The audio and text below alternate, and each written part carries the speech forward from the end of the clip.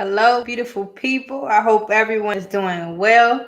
You're having a fantastic Sunday. I'm going to check the audio on my phone to make sure it's coming through clearly. And then once I do that, we'll jump into it and get started. All right, cool.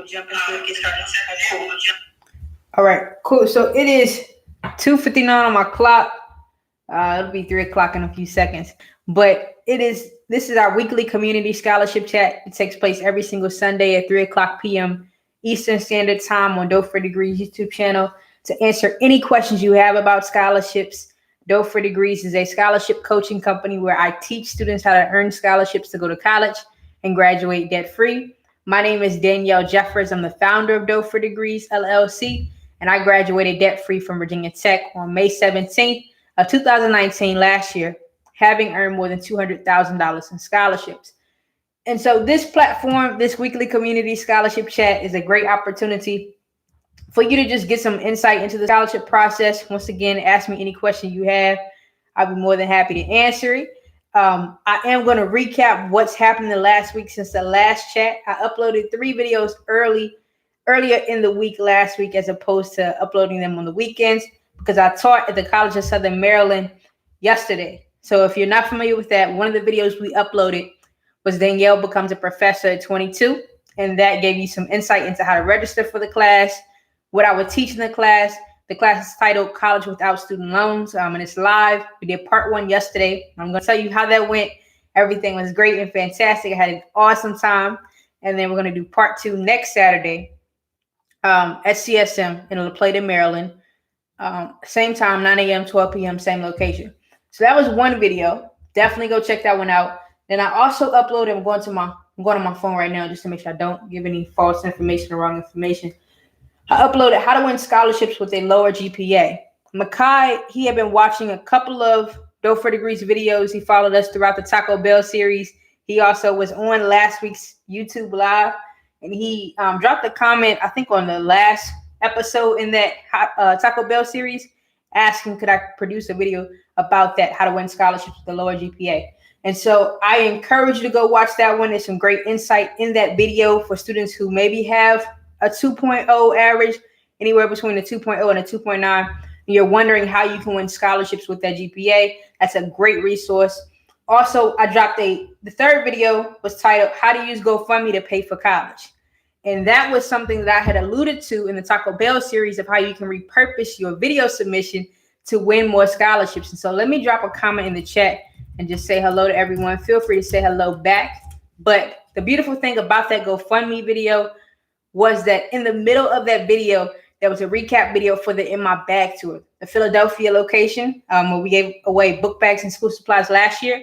I dropped that recap video in the middle of that video, and I showed you how we raised more than $10,000 in a month and a half to give back to our hometowns. And so if you want to see that aspect of fundraising, go ahead and watch that video. If you're trying to create a GoFundMe profile to get money to pay for college, that's a great video. The beautiful thing about that video is that you can use GoFundMe while you're applying for scholarships. So let's say you apply for scholarships and you don't win any, but then you end up raising money on GoFundMe. You still don't come up. You might not come up as short. So it's a way to leverage multiple platforms, multiple approaches to the scholarship process at one time to be successful. So that's something I definitely want you all to go back and watch if you haven't already. Hey, Miss Harold, I hope you're doing well. What's going in this week, this upcoming week?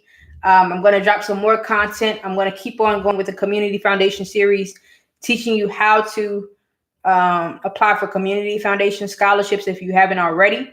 And so I'll go through my hometown's Community Foundation and walk you through the application process. I'm going to introduce a new series to the channel, which means there'll be a new playlist on the channel titled Scholarship Success Scenario. So what would you do if you were in a scholarship predicament, like trying to decide who should write a letter of recommendation for you or something like that? We're just going to give that on the channel as well. So stay tuned for the videos coming this week. Back to the CSM teaching. At any time, if you have a question, a comment, or concern about scholarships, drop in the chat and let me know. So what happened when I taught at CSM yesterday? There were 7 students who registered, and that was a mix of parents and students. So it was a phenomenal opportunity for them to I was able to talk to many different demographics or many people at one time. very interactive. The class is 3 hours. We basically walk through the basics of the scholarship process, getting an understanding of how scholarships work, really explaining to them my story to give them some insight. Then on top of that, really seeing where they are, because everyone has different starting points. Some students may start from a position of they know about scholarships, but they don't know how to win them. Or some people may not even know what scholarships are or how they function.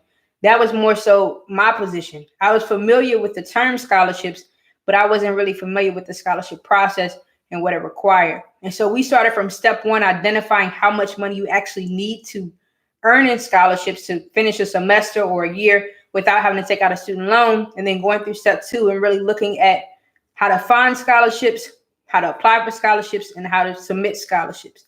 So we basically covered the scholarship process.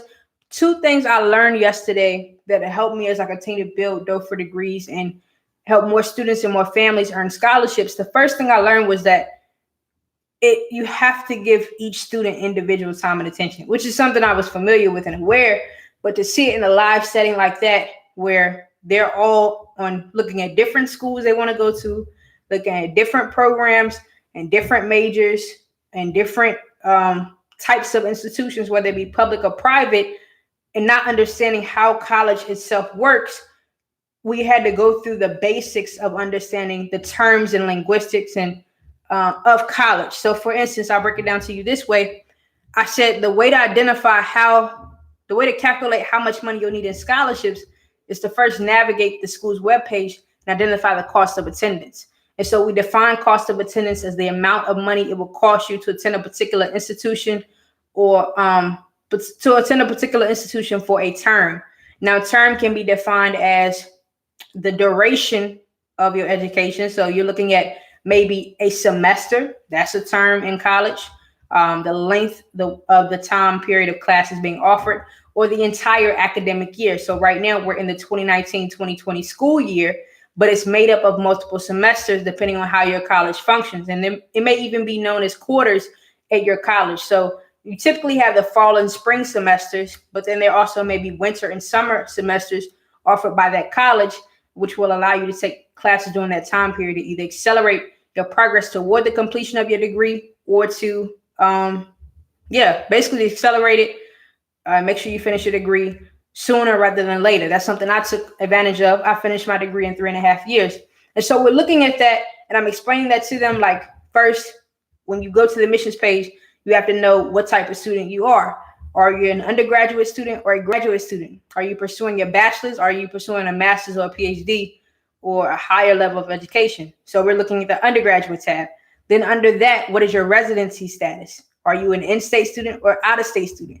And we're understanding the two differences between those. And if you're looking at a private college and a public college, typically private colleges are more expensive and they don't use the terms in-state and out-of-state. Why is that? Because a public college is subsidized by federal and state grants or federal and state funds. So they use the terms in-state and out-of-state. Now, how does that factor in when you're paying for college? I went to an in-state college. I'm from Virginia. I went to Virginia Tech. And because I was an in-state student, my tuition was cheaper than that of an out-of-state student. The out-of-state tuition is typically double that of the in-state tuition. Now, you may say, why do I have to pay double just because I'm not a resident of that particular state where the college is home to? It's because the federal government and the state offers funds to subsidize the amount to cover the cost that you would pay if you were an out-of-state student. And so that's the advantage of going to a public college and being an in-state student, is that your tuition is cheaper than that of an out-of-state student. Now, what happens if you are a resident? Let's say I'm a resident of Virginia and I wanted to go to Duke or North Carolina, which was something I was looking at. That's something I wanted to do. Now, those are out-of-state schools. So when you look at money, how do I come up with that type of money to pay for those types of schools? And that's why you should apply for outside scholarships, because it doesn't matter where you want to go to school. It doesn't matter if you want to go to an in-state school or an out-of-state school. Just a matter of you winning the money, winning the scholarships you need to pay for it. So for instance, the beautiful thing about outside scholarships offered by a private organization like your church or a local business, a small business, what have you, is that these organizations offer money to the student. The money is tied to the student and allows them to go wherever they want to go, as opposed to being tied to them going to a particular institution. So if you're an athlete and you get a full ride scholarship to play ball at Temple University in Philadelphia, then your monetary support, your financial support in going to college is dependent upon you going to play ball at Temple. But if you're an athlete and you start winning a bunch of outside scholarships offered by the businesses in your hometown and stuff like that, you can go to Temple and take that scholarship and still have additional funds that are tied to you and support you wherever you want to go. And if you chose to go to, let's say, Bridgewater College in Virginia, I think that's in Virginia, and not play ball, then that money will follow you and not be contingent upon you going to a particular college. So that was the first thing I learned, just taking the time to make sure everyone knows the basics, make sure we're all on the even playing field, we all have an equal understanding. And so that's something I'm going to dive into a little bit deeper on this channel, and make sure everyone has that clear understanding of the basics of not just scholarships, but the way college works and the way colleges are funded. The second thing I learned was that when teaching for that long of a time, for 3 hours, you definitely make sure you keep everyone engaged, your energy level is high, well rested, and you are focused and you stay on schedule, because there's a lot to teach when it comes to scholarships, and knowing good and well, you can't give it all out in one day. My journey was a 5-year journey. I can't teach you everything I know in 3 hours, but I hope that I give you enough to help you take the steps, to help you make progress. And so we ended the class by asking them to find a scholarship they can apply for.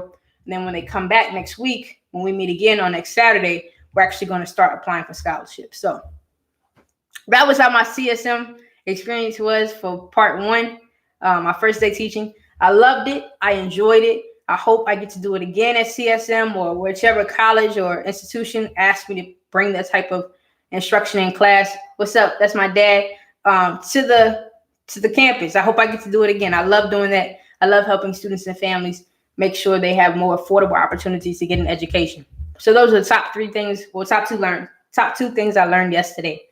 Let's keep going. If anyone has any questions, feel free to drop a question in the chat. Let me know. I'd be more than happy to answer it. I will say, I'm tempted to say, do I want to do another scenario today? Before I do that, once again, feel free to drop any questions you have in the chat. We started off class yesterday after we did introductions and we got to know each other. And I asked them to do 2 things. And you all often hear me say, when you write a scholarship essay, winning scholarship essays are rooted in honesty, transparency, and vulnerability. What does that mean? Oh, Ms. Harrell said, yay, congratulations. Thank you. Thank you so much. I appreciate it. Winning scholarship essays, the DNA, like everyone has their own unique DNA. The DNA of a winning scholarship essay, it is honesty, transparency, and vulnerability. You have to tell the truth, be clear about what you're saying, and show your heart, express your emotions and your feelings in your writing. And the 2 things I asked them to do when we started class was to address things at the root. And so they all had a piece of paper.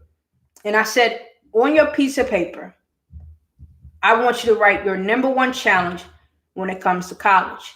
And remember, I'm talking to students and I'm talking to parents. This was one of the first things we did in class, because oftentimes we all have our own fears and insecurities and doubts, but we keep them inside and we project what we deal with internally onto others externally. And so, for instance, let's say there's a family of 4.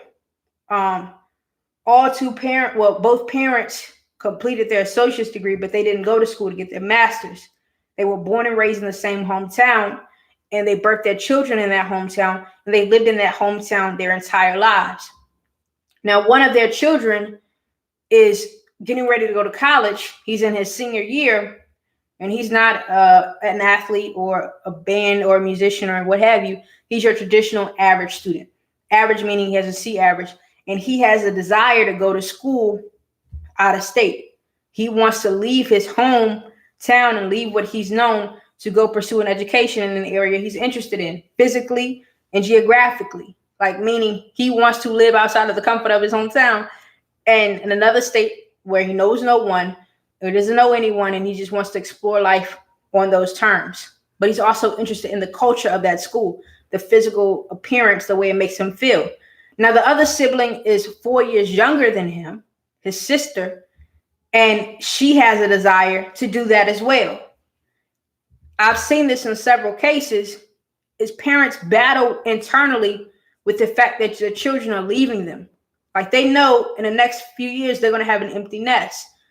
And their fear is that because they are not familiar with those surroundings, they don't know about those areas, they're scared of what they don't know.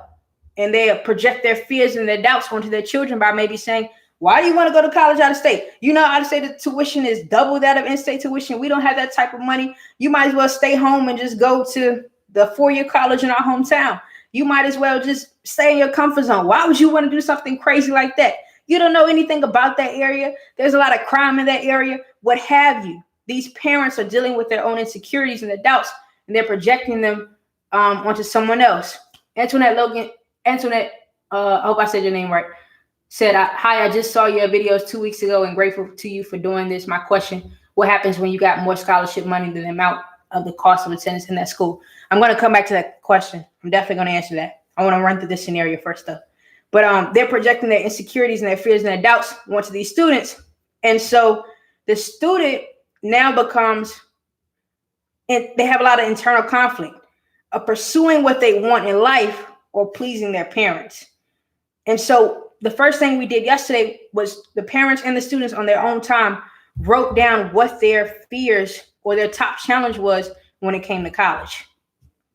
Once they put it on paper, the second thing we addressed was, what is your top challenge when it comes to paying for college or the scholarship process? Whether it be that you don't have the first 10 cents to pay for your first textbook, or you don't know how college funding works, what is that? Put it on paper. Now, once each person had listed those two things, I asked them to write right underneath that, I'll figure it out. I'll promise I'll figure it out, period. Sign it and date it. The reason why it's so important to put your truth on paper and finish that by saying, I'll figure it out, and signing it and dating it is because it's your first step to holding yourself accountable. I tell y'all all the time on this channel, the mindset is progress, not perfection. You will not be perfect. You're not going to know everything, but you have to be willing to make progress and not give into your fear or give into your doubt, but fight to understand and to know how to make better decisions. And so we had some real honest and raw conversations in the first 45 minutes of class.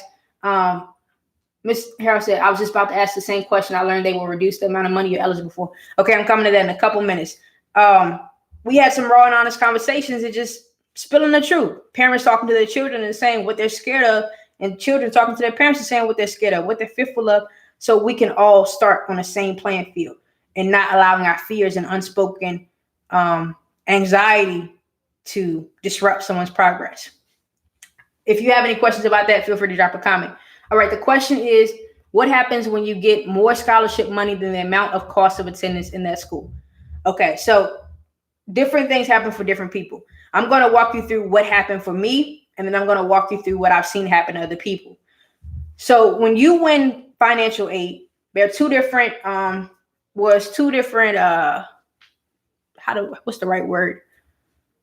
labels for the type of funding they give. Merit-based aid, which is based on your talents, your skills, your academic performance, all of those things, or need-based aid, which is based on your household income, which is heavily determined by the information you submit in your FAFSA. So for me, I was a need-based student. So when I applied for scholarships, and if you watched our series called Quick Steps to Graduate Debt-Free, then you know I won an abundance in scholarships. And so when I won an abundance in scholarships, they took away some of my need-based aid because I didn't demonstrate a financial need anymore. I had the money to pay for the expense, but because I had an abundance, I got a refund check. And then there were times where they started to decrease the amount of my refund check and say, hey, you can either apply this to another term, or we're going to have to send the money to the scholarship provider, send the money back to the scholarship provider because you're over budget. And so what happens when you get more scholarship money than the amount of the cost of attendance in that school? It depends on the policies and procedures of that particular institution. But there are two typical approaches most colleges take. Either they'll offer you a refund check, they'll If you have direct deposit, they'll deposit the difference into your account, or they will reduce your need-based aid. So you may not get the maximum Pell Grant that was originally offered to you because you don't have a financial need anymore, because you have money to pay for that, or they'll reduce your need-based aid, and you will and it depends on what type of need-based aid you're receiving, because if it's renewable, if you're going to get this type of grant or this type of scholarship every single year, and it's based on your financial needs, saying that I don't have the money to pay for this, and you come up with the abundance of scholarships in that term, you may want to contact the provider and say, hey, I just want an abundance in scholarships in this term, but it's not guaranteed for the next term. So is it okay if we disregard the scholarship this semester, but apply it next semester because I will have a financial need? So those are a couple of things that will happen.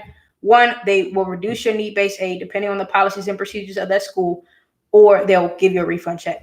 You ask, can I use it to the next term tuition instead of giving it back to the sponsors? Once again, every school is different. So what I always encourage students to do is to call the financial aid office, or you may have to call the bursar, however your school functions, and ask them what their approach is to dealing with that money, because that money is placed on your student account. So you may not have the final say over it. The university, the institution has the final say. Not even the scholarship provider has the final say, because once you win a scholarship, they typically mail it to the university on your behalf, and it's deposited to your student account. Now the bursar and the financial aid office is working through your funds. So contact the financial aid office, contact the bursar, and ask them, because I have this difference on my account where my need is met, is it possible to move it to the next term? I've done that before, and there were times where I wasn't able to do that, so it was sent back to the provider. So just definitely have a conversation with the bursar or the financial aid office. If possible, go ahead and meet them in person. You can handle that type of stuff over the phone, but if possible, always go in person. What I typically did was I went in person the first week of school, or I would call them and let them know, hey, I want to make these arrangements, but I'm coming into the office as soon as I get back on campus to speak with someone face to face. Does that answer your question? Let me know if that answers your question.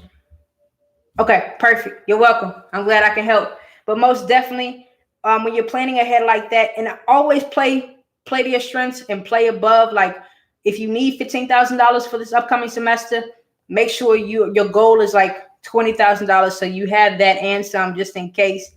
You always want to play high and not play low, because you never know. Sometimes the tuition may increase by 2 to 3% every single year, or maybe the university decides to improve the lab for your major, like the computer lab or the production lab or what have you, and that increases the fee for you to have access to that. So it's always better to increase the amount of money you need instead of decreasing it. Yeah, I'm glad I can help. Let me know if y'all have any more questions about that.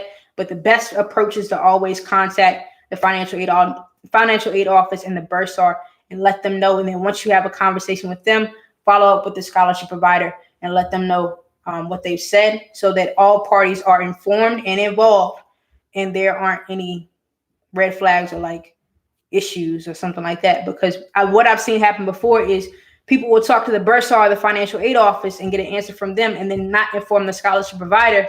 And the scholarship provider gets the check back, and they're like, well, why did they send this back to me? I thought we gave it to the student. And they may have a perception of you that's false, that you didn't want the money or whatever. So you just want to make sure everyone is informed and involved in that process. And that if possible, you have something in writing, whether it be an email, a printout of your account summary, or something like that for your own records, just in case you have any mix-ups or mess-ups.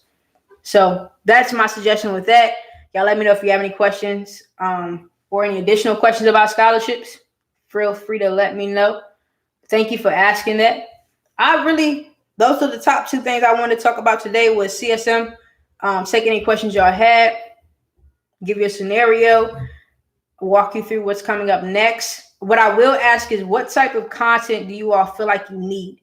What type of help do you need specifically? Like whether it be writing an essay, finding scholarships, like what type of help do you need? Because I could find a national scholarship and then walk you through how to apply for it on the channel, like I did for the YFL scholarship and the Taco Bell scholarship.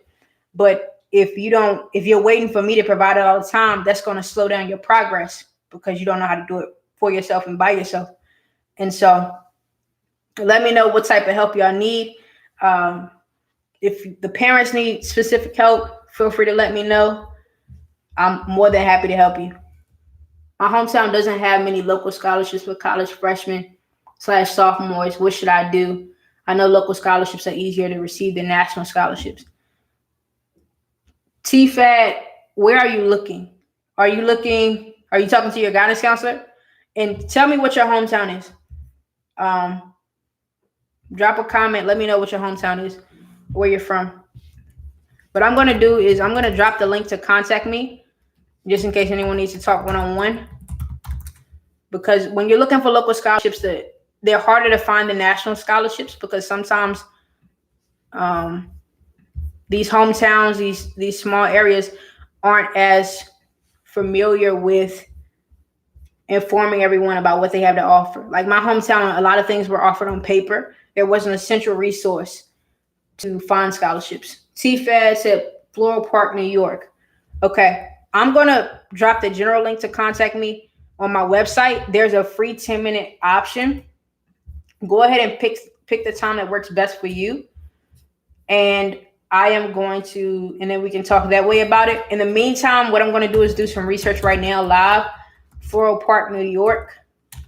I'm going to go to Google because the top scholarships to apply for right now, meaning the best scholarships to apply for in this scholarship window, are local scholarships. And so Floral Park, New York. What I'm doing right now is to Google and see if there's a community foundation in Floral Park, New York. By the TFAT, let me know one more time. Oh, you're welcome. They said, okay, thank you. Let me know one more time if you talked to your guidance counselor. Have you had a chance to talk with your guidance counselor? Are you in high school or are you in college? Let me know that too. Floral Park, New York. When you're looking for local scholarships, and if you can't find any for your particular city, let's say you're from like a small suburb or something like that, an independent city, you might have to look based on that county, based on what that county has to offer, or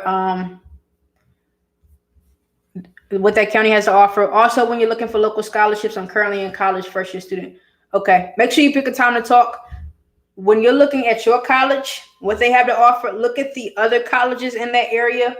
Look at the high schools in that area. For instance, when I was in high school, I looked at, I spoke to my guidance counselor, but then I also I went to my rival high school's website, looked at what their guidance counselor was talking about online, as well as all the surrounding high schools in the area. If you're in college, which college do you go to, TFAT? I saw this foundation. I'm doing research right now online. I saw this foundation, but I don't know if they are offering scholarships. So I'm trying to find that. Floral Park, New York, scholarships.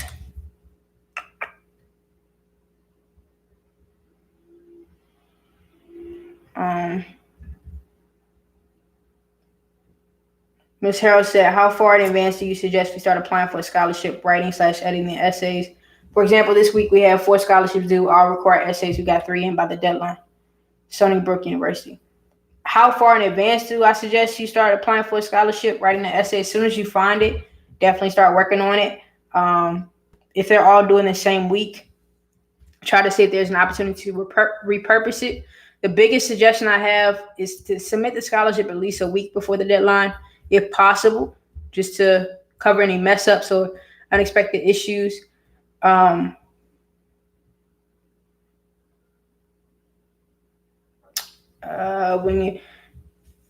example, this week we had 4 scholarships due, all require essays. We got 3 in by the deadline. Ms. Harold, I'm gonna reach out to you because what we may be able to do is repurpose those essays.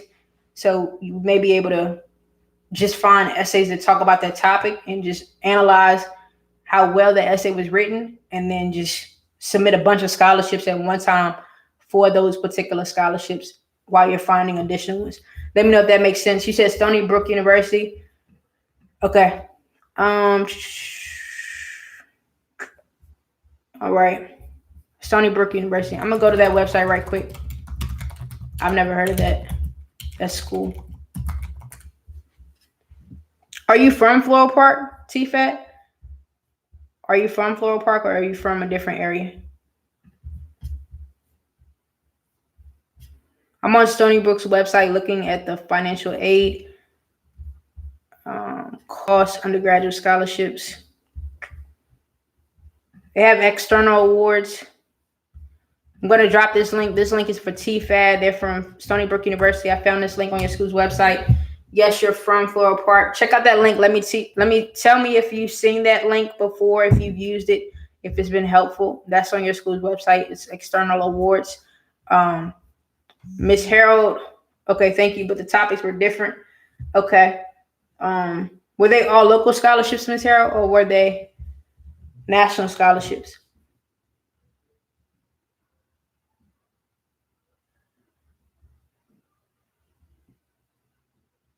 One more question about community foundation scholarships. You're talking about, can you get a local scholarship in your state, but you're going to attend an out-of-state university? Combination of local and national. Okay, Miss Harold, I'm going to shoot you a text and we can talk about it.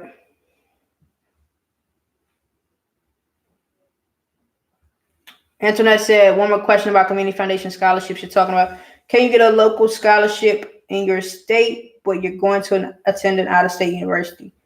Yes, you can. You can get a local scholarship in your state, meaning that you could win one from a community foundation. And if it's an outside scholarship that's tied to you, tied to the student, and you decide to go to an out-of-state school, then it should follow you, not necessarily be predicated on which institution you choose to enroll in.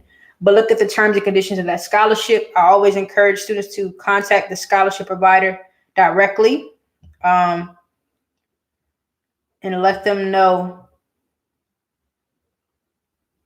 Ask them that question so they can give you a hard yes or no, because every scholarship is different. So what I'm saying could be applicable or not to that particular scholarship. But community foundation scholarships are typically offered to students from a particular area or hometown, and they are oh, you're welcome. I'm glad that helps.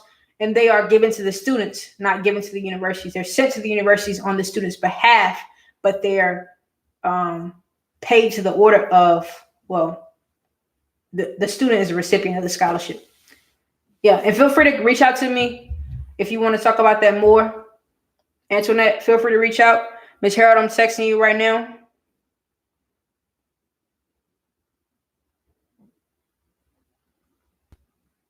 I know it's past 3:30, y'all. I just want to make sure I'm answering everyone's questions before I sign off.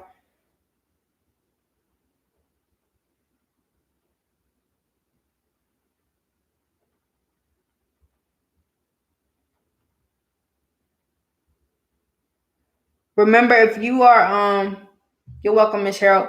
If you're submitting 3 scholarships a week, that's a great average. If you're averaging 3 scholarship submissions a week, that's perfect.